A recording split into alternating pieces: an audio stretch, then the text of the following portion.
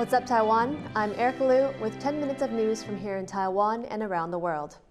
Taiwan is sending rescue workers an initial donation of $200,000 to Turkey. That's following a magnitude 7.8 tremor earthquake which rocked the southern part of the country and Syria early on Monday. The quake toppled many buildings. As of recording time, more than 1,400 people are dead, and that number is rising. Turkey's government says it's deploying rescue units across the country in response, but their efforts are being hindered by a second large quake that followed in mid-morning. China says that a second weather balloon that was spotted in Latin America is civilian purposes. That's after the country fired its top weather official. China's foreign ministry announced that Zhuang Guotai, who was head of the China Meteorological Administration, was let go after the U.S. shot down one of the weather balloons on Saturday. China says that the balloon was not a spying device and that it had been blown off course by strong winds. The U.S. military later said it was searching for the remnants of the device in waters off the coast of South Carolina. Chinese officials have described the response from the U.S. as a, quote, overreaction. The vice chair of Taiwan's main opposition party is set to travel to China on Wednesday. Andrew Shah of the Kuomintang, or KMT, is going to meet with Taiwanese business people and students living in China. He will also meet with the new head of China's Taiwan Affairs Office, Song Tao. The KMT says the two will discuss Taiwan's concerns about cross-strait security and look for ways to increase economic cooperation. It will be Shah's second trip to China in less than a year. He also visited last August. A multi-party delegation of Swiss lawmakers has arrived in Taiwan for a 6-day visit. The 5 delegates met with President Tsai Ing-wen on Monday. The group called for an economic partnership agreement between Taiwan and Switzerland. They also said they want Switzerland to use its influence to back Taiwan's participation in global organizations like the WHO. A prominent figure of Taiwan's Buddhist community has died at the age of 95. The religious leader founded one of the most influential Buddhist organizations in Taiwan and established temples and educational institutes. But aside from his contributions to Buddhism, he was also known for his overt political stance. Eric Gao has more. A long queue outside the Foguangshan Monastery in Kaohsiung. These mourners are waiting to pay tribute to one of the most influential religious figures in Taiwan, Buddhist Master Hsing, who died at the age of 95 on Sunday. 我们众弟子的念佛声中安详的事情，那么我们非常感念我们的师父上人这么样子疼爱我们，也疼爱所有的众生。 Hsing founded Foguangshan in 1967 and went on to establish more than 300 temples and 16 educational institutes worldwide. He was also the first Buddhist master to pioneer TV missionary work, but his influence has spread beyond the Buddhist community. Hsing once met with Pope John Paul II about working together for charity. His life's goal? Promoting humanistic Buddhism and peace. 要倡导这个世界的和平呢，人民的安乐，消除这个种族的隔阂，消除这个国家的界限。 Hsing was born in China and became a monk when he was 12 years old. He came to Taiwan in 1949 at the end of the Chinese Civil War. Having lived in China during his early years, he was never shy about his stance on cross-strait issues. Nicknamed the political monk, Hsing openly objected to Taiwan independence and once met with Chinese leader Xi Jinping.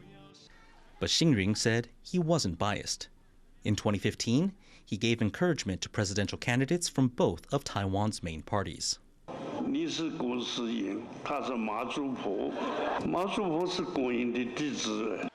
But whatever political stance Hsing took, most would agree that he made a great contribution to the world. And politicians of all stripes have lined up alongside the public to offer their tribute.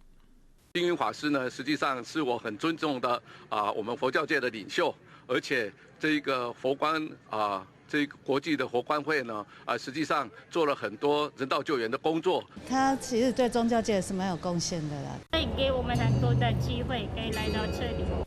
Hsing funeral will be as simple as possible, as he wished. All flowers will be turned away, and no funeral committee will be set up. For those who want to remember the religious leader, Bo Guangsan will open for a basic memorial service next Monday. Damon Lin, Yujing Huang, and Eric Gao for TaiwanPlus.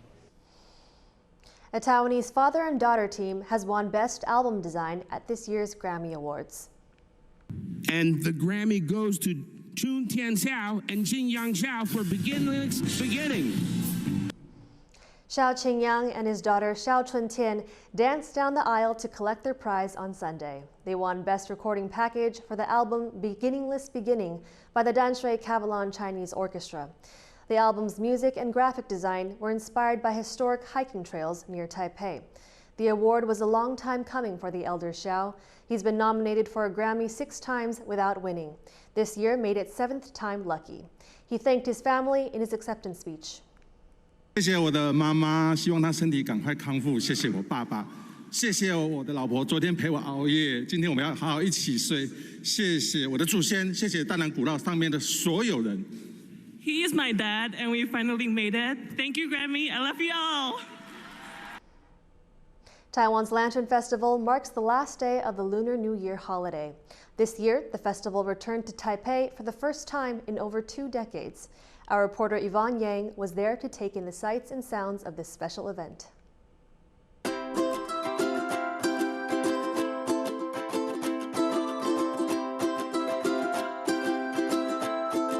The Taiwan Lantern Festival is back in the capital city, Taipei, for the first time in 23 years.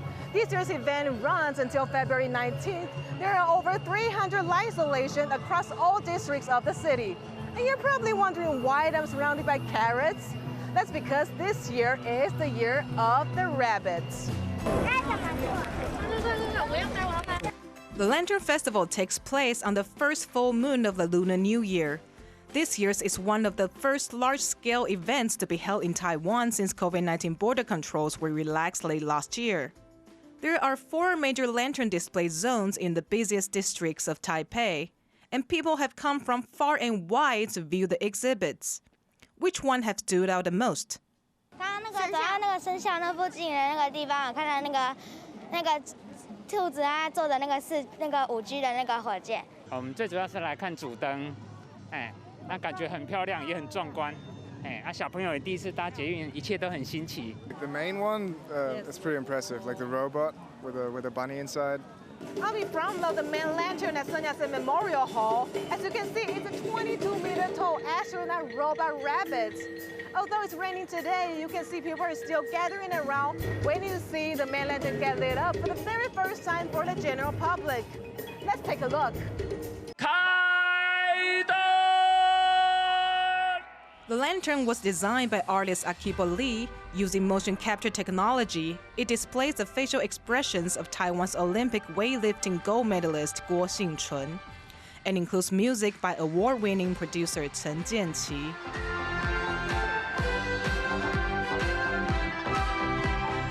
The exhibit's light show plays every 30 minutes from 6 to 9:30 p.m. There are also stage performances in each display zone, with performers coming from both across Taiwan and abroad. And here in Taipei, it's fair to say the Lantern Festival is well and truly back to its pre-pandemic spectacle. Andy Xue and Yvonne Yang for TaiwanPlus.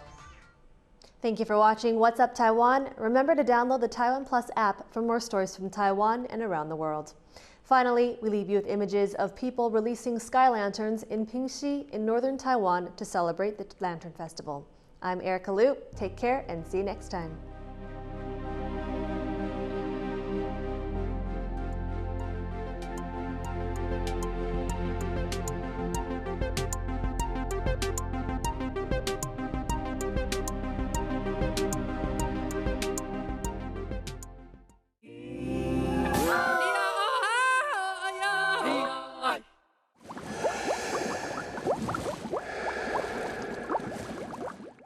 One, two, three. 1, 2, 3. Okay. For more stories from here in Taiwan and around the world, please make sure to download the TaiwanPlus app.